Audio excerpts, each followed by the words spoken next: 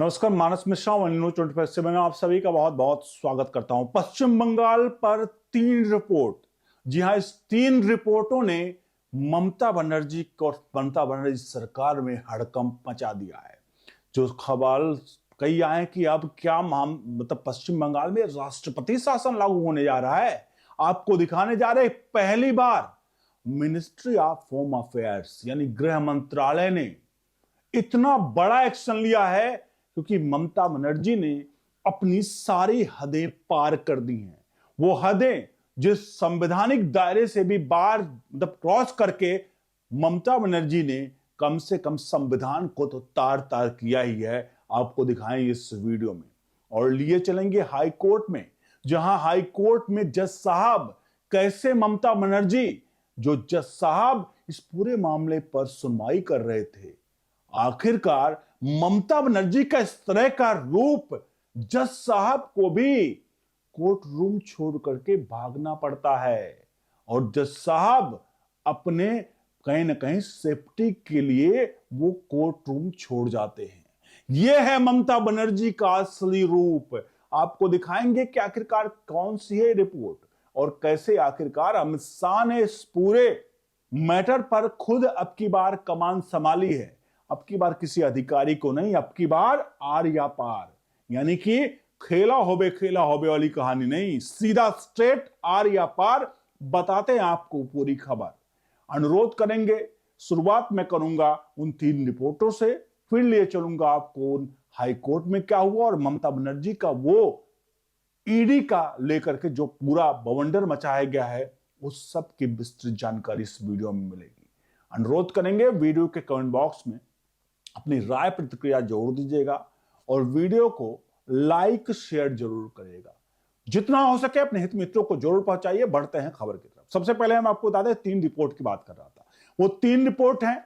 एक रिपोर्ट है जो कि वित्त मंत्रालय, बता दें आपको जिस पूरे खबर के बारे में थोड़ा नहीं जानते हो, ईडी ने आईपैक कंपनी, जी हां, आईपैक कंपनी पर छापे मारे। वो आईपैक कंपनी जो ममता बनर्जी का आईटी सेल देख रही थी, यानी कि चुनाव प्रचारों में ऑनलाइन जितना भी खेल होता है ये आईपैक कंपनी ही कर रही थी। आईपैक कंपनी जो प्रशांत किशोर हैं उन्हीं की कंपनी थी। प्रशांत किशोर वो कंपनी काम छोड़ करके चले गए, अब इनके पार्टनर्स उस काम को संभाल रहे हैं। तो आईपैक पर जब छापेमारी हुई, आईपैक के डायरेक्टर के घर पर छापेमारी हुई और आईपैक के ऑफिस दफ्तर में छापेमारी हुई। ममता बनर्जी दोनों जगह पहुंची और दोनों जगह ममता बनर्जी ने फाइलों के साथ छेड़छाड़ किया और फाइलें लेकर के ईडी के काम में दखलंदाजी दी। अब इस सब को लेकर के 3 रिपोर्ट जो है जिसने हड़कंप मचाया है। पहली रिपोर्ट है गृह मंत्रालय पहुंची है, मिनिस्ट्री ऑफ होम अफेयर्स के पास पहुंची है, अमित शाह के पास। वो रिपोर्ट है वित्त मंत्रालय की, क्योंकि वित्त मंत्रालय ही था, पैसों का इन्वॉल्वमेंट था, कोयल घोटाला, जहां पैसों का इन्वॉल्वमेंट था तो वित्त मंत्रालय ने एक रिपोर्ट एमएचए को भेजी, मिनिस्टर ऑफ होम अफेयर्स को, कि भैया ये मामला था, इस पर पूरी तरह से जांच चल रही थी। आपको बता दें ईडी इंडिपेंडेंट बॉडी है। ईडी को अगर कोई कार्रवाई करनी होती ना पीएम से पूछना होता ना किसी को पूछना होता, वो कार्रवाई करते अपने सुप्रीम बॉस को लेकर के, यानी कि जो ईडी के डायरेक्टर है उनसे जो सलाह मशवरा करके उससे उन पर कार्रवाई करती है। ऐसे में पहला जो आया वित्त मंत्रालय की तरफ से रिपोर्ट आई, दूसरी रिपोर्ट आई, ईडी ने खुद रिपोर्ट सबमिट किए इस पूरे मामले पर, जिसको लेकर के ये आगे की कार्रवाई मिनिस्ट्री ऑफ होम अफेयर्स यानी अमित शाह कर रहे हैं। और तीसरी रिपोर्ट जो थी वो सीआरपीएफ की थी। सीआरपीएफ की रिपोर्ट बहुत अहम थी क्योंकि सीआरपीएफ ईडी के अधिकारियों को वहां पर सुरक्षा दे रही थी और अमित शाह ने जब ये तीनों रिपोर्ट आ गई, अमित शाह ने बारीकी से एक चीज मांगा। उन्होंने कहा कौन कौन से अधिकारी ममता बनर्जी के साथ वहां, चाहे उनके दफ्तर में, उस आईपैक के घर पर या दफ्तर में उनके साथ गए थे, उनकी लिस्ट चाहिए। और लिस्ट सिर्फ नहीं, जो पुलिस अधिकारी थे उनके पुलिस रोल मतलब कौन थे, क्या थे, अब तक क्या कुछ क्या, अब की बार, यानी कि पुलिस रोल का मतलब है बड़ी कार्रवाई करने की बात यहां पर की जा रही है। जो सूत्रों के हवाले से आ रहे हैं, जो मीडिया रिपोर्ट्स में आ रही हैं, वो नाम जो प्रमुख हैं उसमें कोलकाता के पुलिस आयुक्त मनोज वर्मा, जो कि उस वक्त मौजूद थे वहां पर, जी हां, पुलिस आयुक्त मनोज वर्मा मौजूद थे ममता बनर्जी के साथ एक नाम तो ये है। दूसरा नाम पुलिस महानिदेशक राजीव कुमार।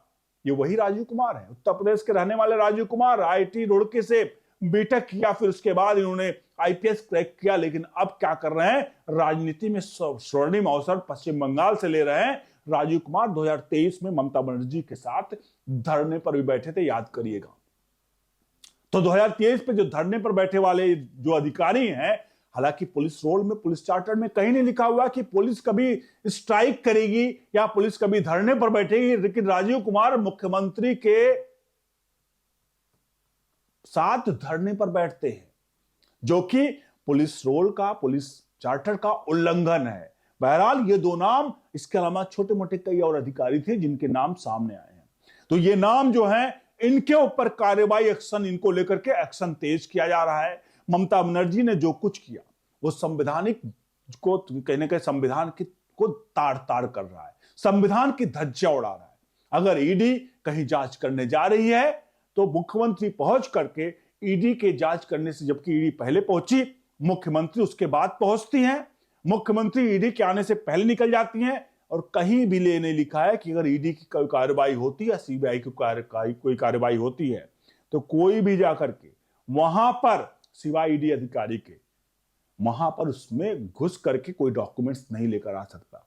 लेकिन ममता बनर्जी वहां से सारे डॉक्यूमेंट्स लेकर आई, और सूत्र ये बता रहे हैं कि ममता बनर्जी ने आईपैक के डायरेक्टर का मोबाइल फोन भी लेकर साथ गई। यानी कि जो बड़ी जानकारी उसमें थी, क्योंकि ये आरोप जो है आईपैक कंपनी पे इसलिए लगे हैं, इस बात के लगे हैं कि जो कोयल घोटाला था, जिसमें ममता बनर्जी के भतीजे अभिषेक बनर्जी का नाम और उनकी पत्नी का नाम आया, उसमें आईपैक को उस पैसे, घोटाले के पैसे से आईपैक के को मतलब गोवा में प्रमोशन का काम दिया गया, गोवा में टीएमसी के प्रमोशन का काम दिया गया, और डायरेक्ट पैसे आईपैक को दिए गए कोयल घोटाले के। इसी मामले पर ईडी जांच कर रही है कि भैया ये पैसे का मनी लॉन्ड्रिंग तो नहीं, कैसे मैं ये पैसा इधर उधर घुमाया गया, और ये गोवा चुनाव में टीएमसी में इसका इस्तेमाल किया। इसी को लेकर के जांच चल रही है, और ये जांच आपके सामने 3 रिपोर्ट्स पहुंच चुकी हैं, और अब की बार चुनाव भी है। अमित शाह अब की बार ये नहीं छोड़ने वाले कि ममता बनर्जी, क्योंकि बीजेपी भी जानती है, अगर राजनीतिक मायने देखें तो बीजेपी भी जानती है कि अगर इस बार छोड़ दिया तो ममता बनर्जी अब नहीं, मतलब हाथ से निकल जाएगी, क्योंकि बीजेपी 0 से 3, 3 से 77 सीट तक पहुंच चुकी है 2021 तक चुनाव में।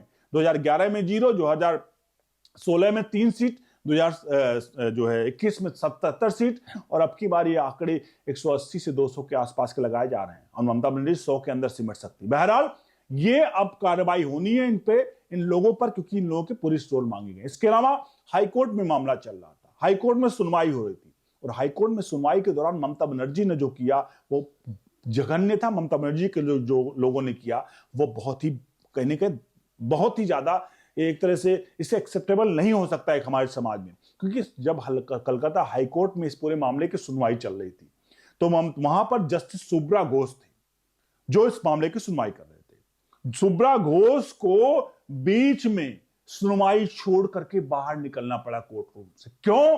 क्योंकि इनके लोगों ने वहां पर बवंडर मचा दिया। कोर्ट रूम में सुनवाई का, कोर्ट रूम सुनवाई और शांति का होता है जहां पुलिस सुरक्षा व्यवस्था देखी है। ममता बनर्जी की पुलिस आयुक्त राजीव कुमार और पुलिस के महकमा के सारे लोग ममता बनर्जी के साथ नारेबाजी कर रहे हैं, गुटबाजी हो रही है।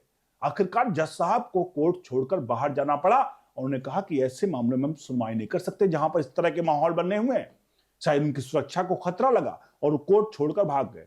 उन्होंने कहा देखिए अब इस माहौल में तो मैं नहीं सुनवाई कर सकता। उन्होंने कहा अगली सुनवाई छुट्टियों के बाद बुधवार को होगी, और तारीख स्थगित कर दिया। और कारण यह था कि वहां पर इनके कार्यकर्ता, इनके लोगों ने बवंडर मचाया हुआ था। यह है ममता बनर्जी का बंगाल, जहां पर अपने एंटी पार्टी के जितने लोगों की हत्याएं कर दी जाती है। प्रधानी तक के चुनाव में भी छोटे मोटे, अगर टीएमसी का कोई एंटी लड़ रहा है तो उसकी हत्या करवा दी जाती है, यहां तक की रिपोर्ट्स आती हैं। और अब ममता बनर्जी अपने शायद आखिरी पड़ाव पे जूझ रही हैं। देखते हैं आने वाले चुनाव में क्या होता है। बहरहाल आपसे अनुरोध है, वीडियो के कमेंट बॉक्स में अपनी राय प्रतिक्रिया जरूर दीजिएगा, वीडियो को लाइक शेयर जरूर करिए, चैनल को सब्सक्राइब करके जरूर जाएगा।